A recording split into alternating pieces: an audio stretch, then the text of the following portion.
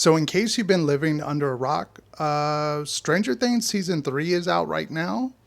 And did it change my opinion on Stranger Things overall? Stay tuned to find out.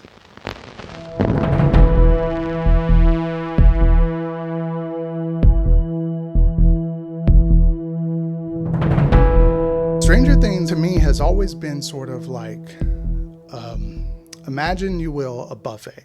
You walk in that buffet, what's the main thing you see is like your steak, your prime rib, your chicken, your fish, your shrimp.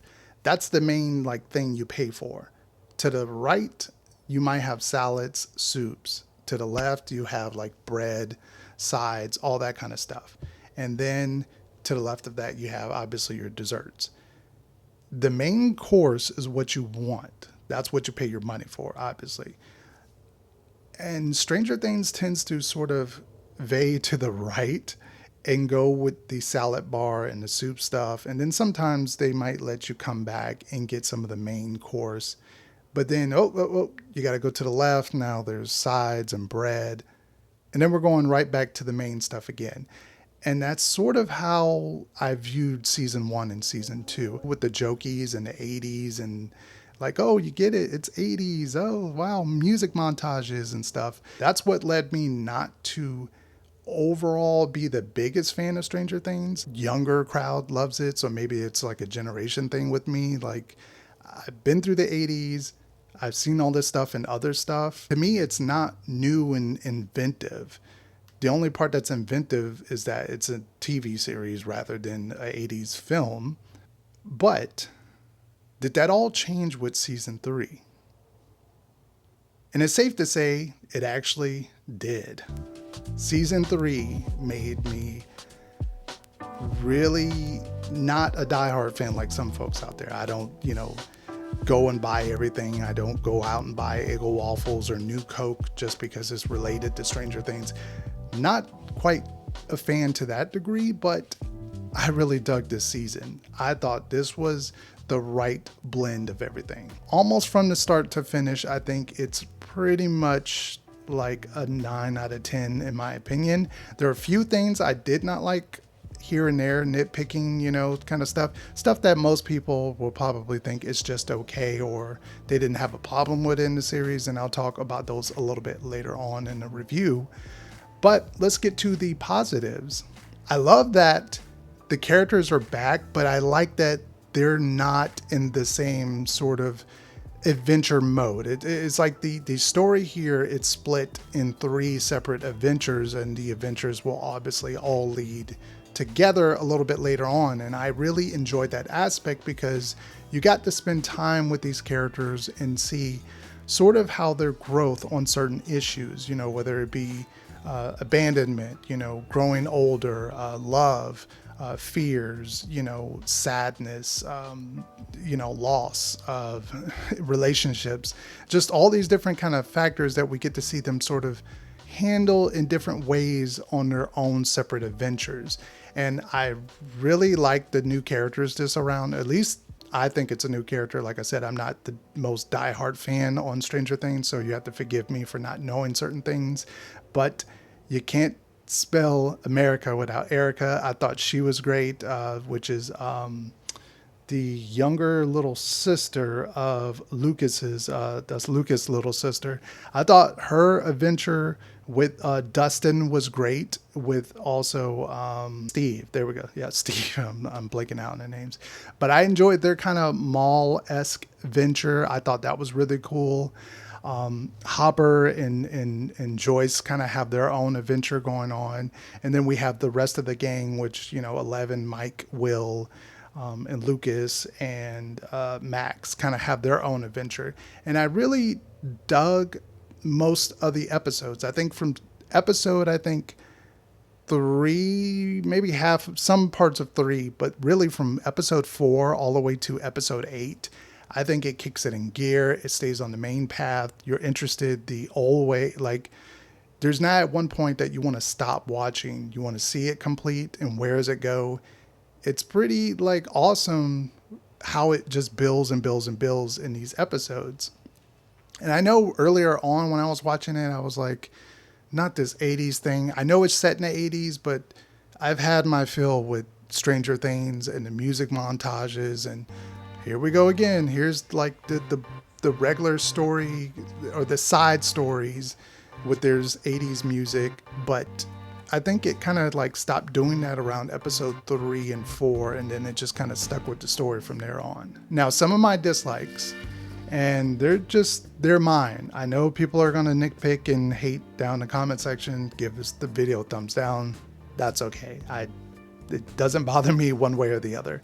Hopper in this season, I didn't particularly enjoy his character until like the last 2 episodes of the season. The way his character was acting throughout this TV series, I was kind of just annoyed with him and Joyce. I get what they were doing there about the relationship and the buddies and all that. I get what they were doing. But I just didn't really enjoy Hopper a majority of the season. Other people will think he was funny. I understand that. I get what they were doing with trying to make him sort of comedy relief. I just didn't particularly enjoy his character too much in this one. I liked him more in season 2 and towards the end of this season. And without spoiling too much, I have to say the overall villain, and I'm not talking about like the human element villain, but the other, you know what I'm talking about, the big giant thing they come up against multiple times in this series. I just thought it was kind of just, I don't know, extra regular in my opinion. It's like we've seen this in other movies like John Carpenter, The Blob, The Stuff. We've seen this before, and to me it's just not interesting. It just looks like a big glob of nastiness. I prefer and this is a shocker, I prefer the Demogorgons or whatever you call them. I prefer those and the dogs as opposed to this weird slime monster looking thing they have in this season.